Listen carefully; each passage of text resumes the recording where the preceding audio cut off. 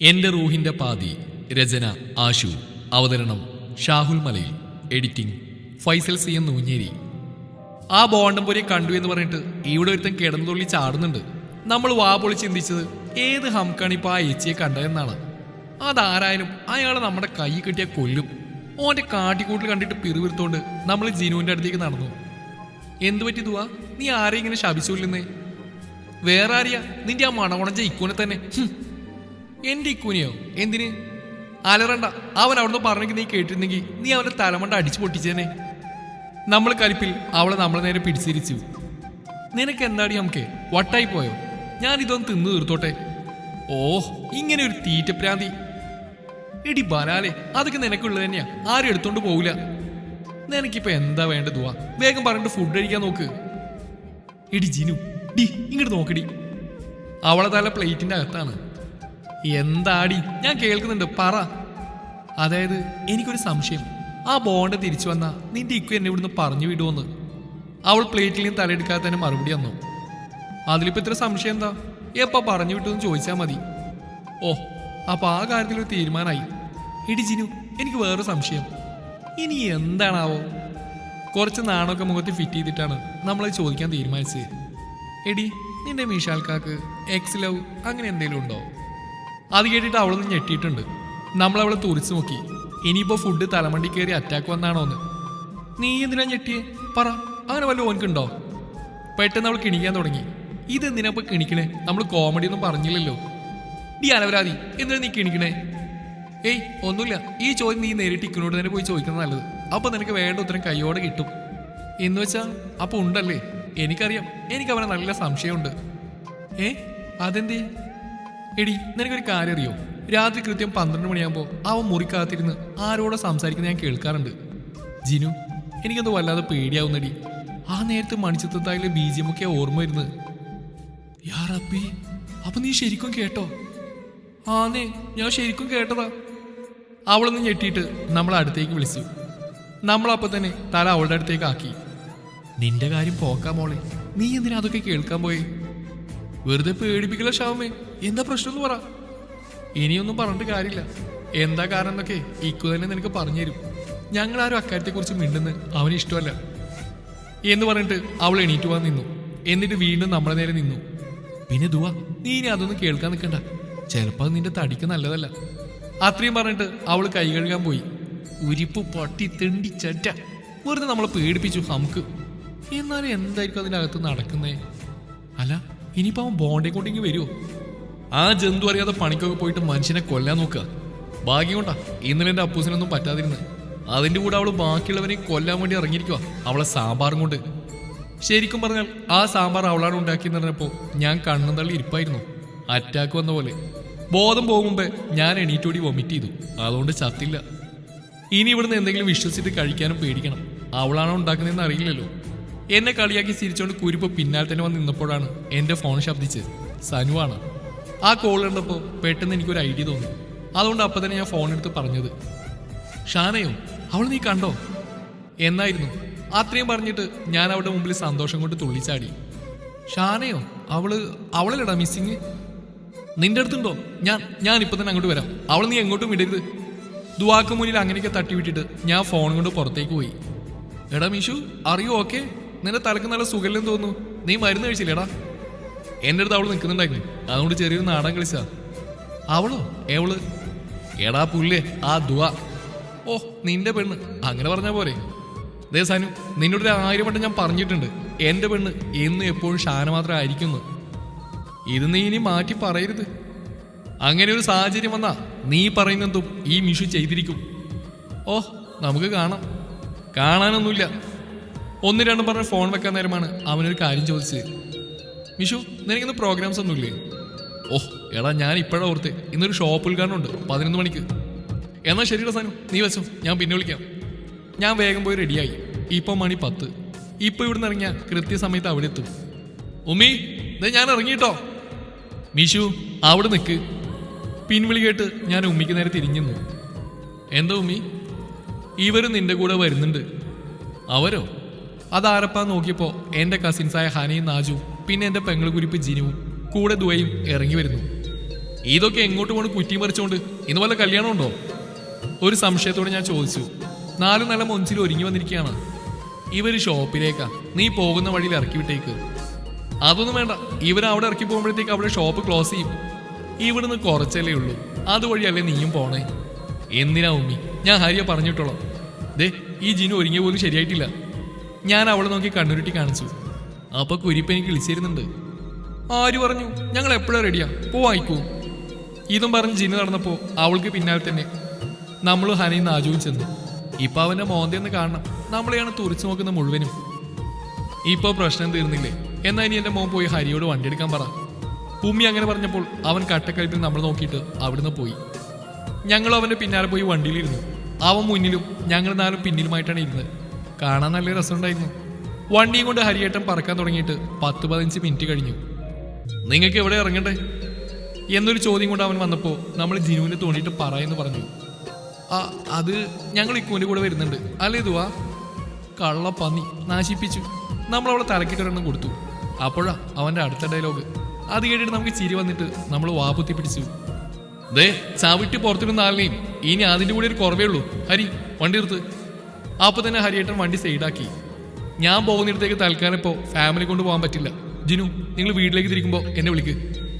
അതും പറഞ്ഞ് ഞങ്ങളവിടെ ഇറക്കി വിട്ടിട്ട് കാട്ടുപോത്ത് പോയി.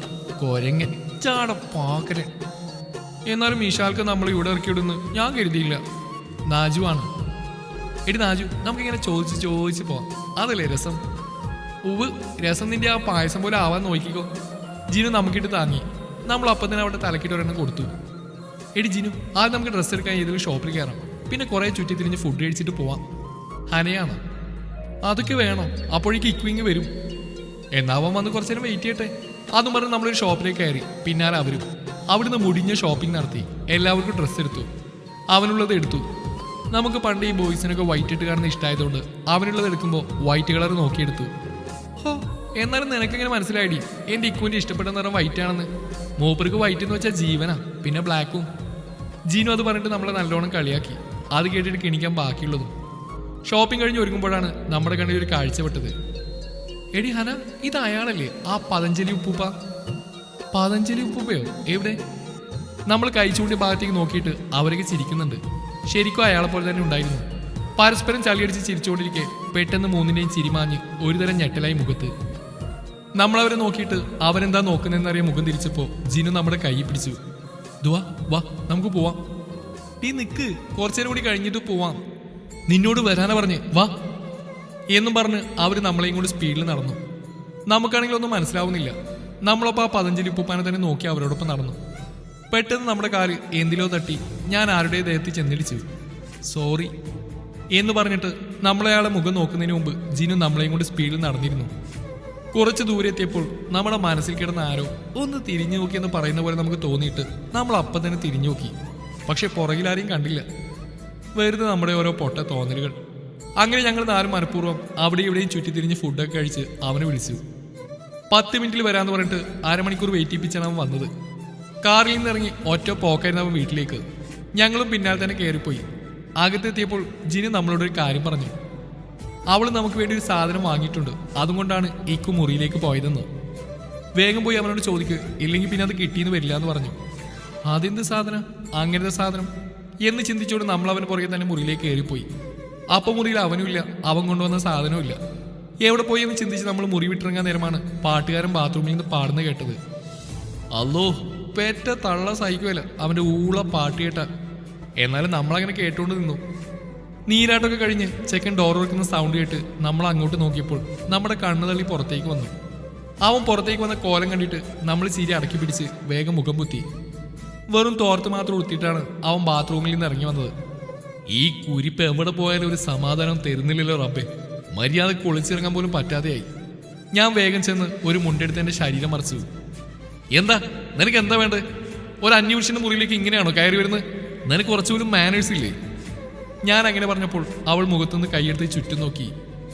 ഏത് അന്യപുരുഷു? അതിന് ഈ മുറിയിൽ പുരുഷനുണ്ടോ? അവളുടെ പറച്ചിൽ കേട്ടിട്ട് എനിക്കങ്ങോട്ട് ഇരിഞ്ഞു കയറി. ഞാൻ അപ്പോൾ തന്നെ കലിപ്പിൽ അവളെ അടുത്തേക്ക് പോയിട്ട് അവളെ എന്നിലേക്ക് വലിച്ചടുപ്പിച്ച് നിർത്തി. നിനക്ക് പുരുഷനെ കാണല്ലേ? ശരി, ഇപ്പൊ തന്നെ കാണിക്കാം എന്ന് പറഞ്ഞിട്ട് ഞാൻ അവളെ എന്നിലേക്ക് കൂടുതൽ അടുപ്പിച്ചപ്പോൾ അവൾ നനഞ്ഞ കോഴിയെ പോലെ ആയിട്ടുണ്ട്. രണ്ടും കൽപ്പിച്ച് ഞാൻ എൻ്റെ മുഖം അവളുടെ മുഖത്തിന് നേരെ അടുപ്പിച്ചതും അവൾ എന്നെ പിടിച്ച് തള്ളിയിട്ട് വേണ്ടാന്ന് അലറി. അത് കണ്ട് ഞാൻ അവളെ പുച്ഛിച്ചു. ആ ഇനിമേളിൽ ഇമാതിരി വർത്താനം കൊണ്ട് എൻ്റെ അടുത്ത് വന്നാ ഇതൊന്നും ആയിരിക്കില്ല എന്നൊരു വാണിംഗ് കൊടുത്തു. അവൾ തിരിഞ്ഞിന്ന് നെഞ്ചിൽ കൈവച്ചിട്ട് എൻ്റെ നേരെ തിരിഞ്ഞു. എനിക്കൊരു കാര്യം പറയാനുണ്ട്. എന്താന്ന് വെച്ചാൽ ഒന്ന് വേഗം പറഞ്ഞിട്ട് പോകാൻ നോക്ക്. അത് പിന്നെ ജിനു പറഞ്ഞു എനിക്കെന്തോ എന്നവൾ ബബ പഠിച്ചുകൊണ്ട് എന്തൊക്കെ കൈകൊണ്ട് കാണിച്ചു കൂട്ടുന്നുണ്ട്. എന്തോന്ന് മനുഷ്യന് മനസ്സിലാവുന്ന പോലെ പറയും. അപ്പോൾ അവൾ കലിപ്പിൽ എൻ്റെ നേരെ വന്നിട്ട് പറഞ്ഞ കാര്യം കേട്ടപ്പോൾ ഞാൻ ഞെട്ടി. ഹോ, ഇയാൾ ശരിക്കും പൊട്ടനായിട്ട് അഭിനയിക്കുന്നതാണോ?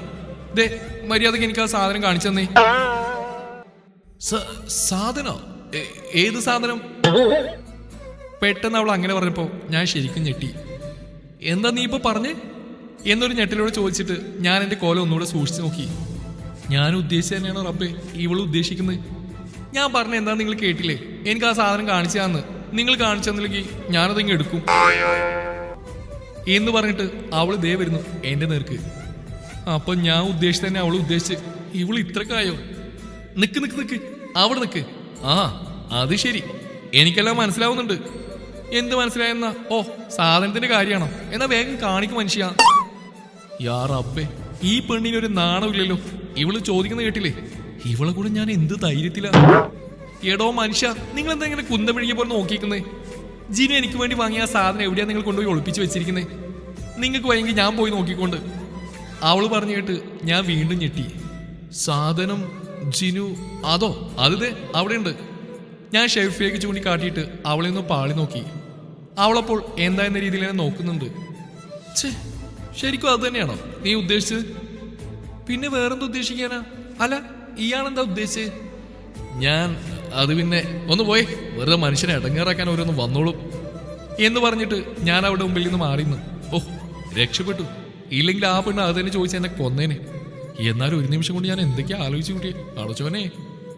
ഹൗന്റെ റബ്ബേ, ഈ ചെക്കന് പ്രാന്താണോ? സാധനം എവിടെ നിന്ന് നമ്മൾ ചോദിച്ചപ്പോൾ അവനാകെ വിളറി വെളുത്തിട്ടുണ്ടായിരുന്നു. അതിന് മാത്രം എന്താണാവോ? അതെന്തേലും ആവട്ടെ. അതും വിചാരിച്ച് നമ്മൾ പോയി ഷെൽഫ് തുറന്നത് കണ്ടെത്തി. അതിലെന്തായിരുന്നു നോക്കിയപ്പോൾ നമ്മളും ഷെയ്നി ഒരുമിച്ച് എടുത്ത ഫോട്ടോ ഫ്രെയിം ചെയ്തായിരുന്നു. ഈ കുരിപ്പ് ഇത് എപ്പോൾ ഒപ്പിച്ചു? നമ്മുടെ ഫോണിൽ നിന്ന് ഫോട്ടോ ഒക്കെ എപ്പോൾ എടുത്തോളൂ?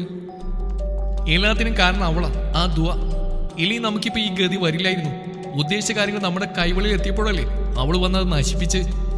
അത്രയും പറഞ്ഞിട്ട് ഞാൻ കയ്യിലുണ്ടായിരുന്ന ഗ്ലാസ് വലിച്ചെറിഞ്ഞ് പൊട്ടിച്ചു.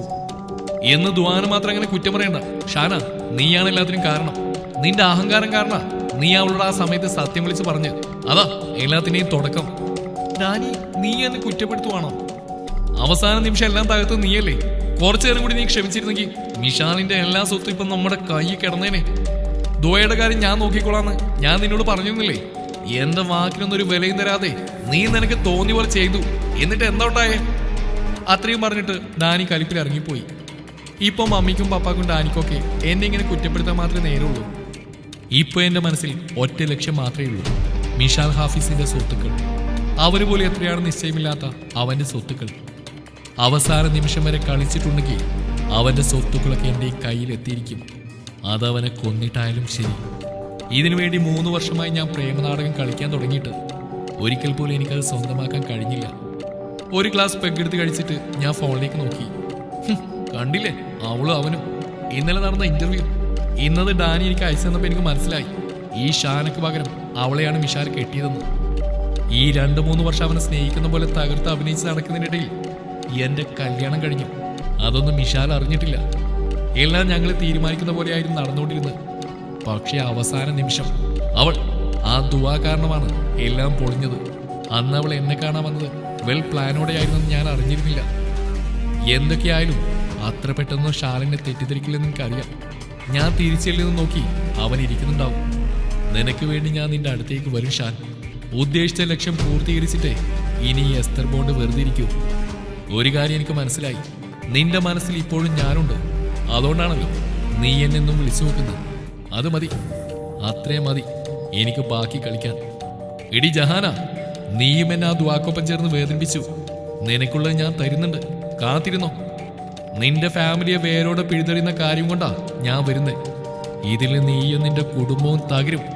ഒരുത്തനെയും ഞാൻ വെറുതെ വിടില്ല. ഇന്നെന്തായാലും നമ്മൾ അവരെ കയ്യോടെ പിടികൂടും. അതിനുവേണ്ടി നമ്മൾ മുറിയിലെ ലോക്കാണ് അഴിച്ചു മാറ്റിയത്. അവന്റെ മുറിയിലേക്ക് പോകാതെ നമ്മൾ ജിനുവിന്റെ കൂടെ കത്തിയടിച്ച സമയം നീക്കി.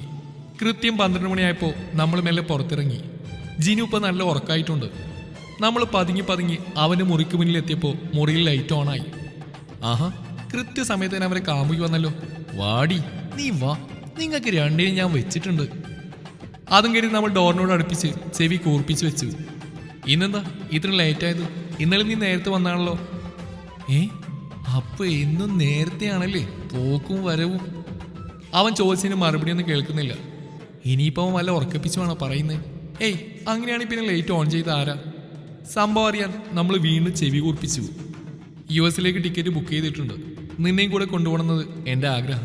നിനക്കറിയാലോ, നീ കൂടെയില്ലാതെ ഞാനങ്ങനെ ദൂരമൊന്നും പോവാറില്ലെന്ന്. ഓഹോ, അപ്പൊ അതാണ് കാര്യം. ഇതാ ബോണ്ടംപുരി തന്നെ. നിന്റെ ടിക്കറ്റും ഞാൻ ബുക്ക് ചെയ്തിട്ടുണ്ട്. നമുക്ക് കുറച്ച് ദിവസം അവിടെ പൊളിച്ചിറക്കിയിട്ട് വരാം. എന്ത്? ആര്? ദുവയോ? അവള് വേണ്ട, അതൊന്നും ശരിയാവില്ല. ഇതെന്താ നമ്മുടെ കാര്യമൊക്കെ പറയുന്നില്ലല്ലോ? എന്നാൽ നമ്മുടെ മേട്ടർ ആരും ചോദിക്കുന്നത് കേട്ടില്ലല്ലോ. അല്ല, ഇതെന്താ നിന്റെ മുഖത്ത്? അവനങ്ങനെ ചോദിച്ചപ്പോൾ ആരോ എരിവൊലിക്കുന്ന ശബ്ദം കേട്ടതും നമ്മൾ രണ്ടും കൽപ്പിച്ചത് എന്നലറിക്കൊണ്ട് ഡോറ് തുറന്ന് അകത്തേക്ക് ഓടിക്കയറി. പെട്ടെന്ന് അവിടെ എന്താ സംഭവിച്ചെന്ന് നമുക്ക് തന്നെ മനസ്സിലായില്ല. എതിര് വന്ന ആളെയും കൊണ്ട് നമ്മൾ നടുവും തല്ലി നിലത്തേക്ക് വീണു. നടുവിന്റെ കാര്യത്തിൽ തീരുമാനമായി. അവന്റെ നടു പോയേ എന്ന് പറഞ്ഞ് നമ്മൾ കാറി വിളിച്ചപ്പോൾ ഒരുത്തൻ നമ്മളെ മേലെ കിടന്ന് നമ്മളെ നോക്കി വിളിച്ചു. ദുഷ്ട, എണീറ്റ് പോടാ. നിന്ന് ഇങ്ങനെ കാണാൻ നല്ല മൊഞ്ചുണ്ട് പെണ്ണേ. ഇവന് പ്രാന്തായോ? പെട്ടെന്ന് അവൻ അങ്ങനെ പറഞ്ഞപ്പോ നമ്മൾ ഞെട്ടി അവനെ തുറച്ചു നോക്കി. എന്നെ ദേഷ്യം പിടിപ്പിക്കാതെ എണീക്കാൻ നോക്ക്, എന്റെ നടു ഒടിഞ്ഞു. കുറച്ച് നമ്മൾ ഓവറാക്കി ചെയ്താട്ടോ അവനെ വേഗം എണീപ്പിക്കാൻ വേണ്ടി. എന്നാലല്ലേ നമുക്ക് ആ കള്ളിയെ കിട്ടൂ. നിന്റെ ഈ വിടർന്ന താമരമിഴികളും പിന്നെ ഈ റോസാപ്പൂ അതിരങ്ങളും വാവ് എന്നൊക്കെ പറഞ്ഞ് അവൻ നമ്മളെ മുഖത്ത് വിരലുകൊണ്ട് എന്തൊക്കെയോ കാണിച്ചു കൂട്ടുന്നുണ്ട്. നമുക്കാണെങ്കിൽ ഒന്നും മനസ്സിലായില്ല. ഇവനിത് എന്താ പറ്റിയ റബ്ബേ നമ്മളോട് ഇങ്ങനെയൊക്കെ പറയാൻ? പെട്ടെന്ന് മുറിയിലെ ജനലടിയുന്ന ശബ്ദം കേട്ട് നമ്മൾ ഞെട്ടി കിടന്നെടുത്തതിന്റെ മുകളിലേക്ക് നോക്കി. കാര്യോടി നമ്മൾ അപ്പോൾ തന്നെ അവനെ പിടിച്ചെള്ളി മാറ്റിയിട്ട് അവിടുന്ന് എണീറ്റുന്നു. ഗ്രില്ലില്ലാത്ത ജനലിന്റെ വാതിൽ ആടുന്നുണ്ടായിരുന്നപ്പോൾ നമ്മൾ ഓടിപ്പോയി നോക്കിയെങ്കിലും ആരെയും കണ്ടില്ല. കലിപ്പ് കയറി നമ്മൾ അവന്റെ നേരെ തിരിഞ്ഞു. ആരത്? ഇവിടുന്ന് ഇപ്പൊ ഇറങ്ങിപ്പോയത് ആരാന്ന്? അതെന്റെ അവന്റെ മറുപടി കേട്ട് ഞാൻ ഞെട്ടി. തുടരും ഈ കഥയുടെ ബാക്കി ഭാഗം നാളെ ഇതേ സമയം.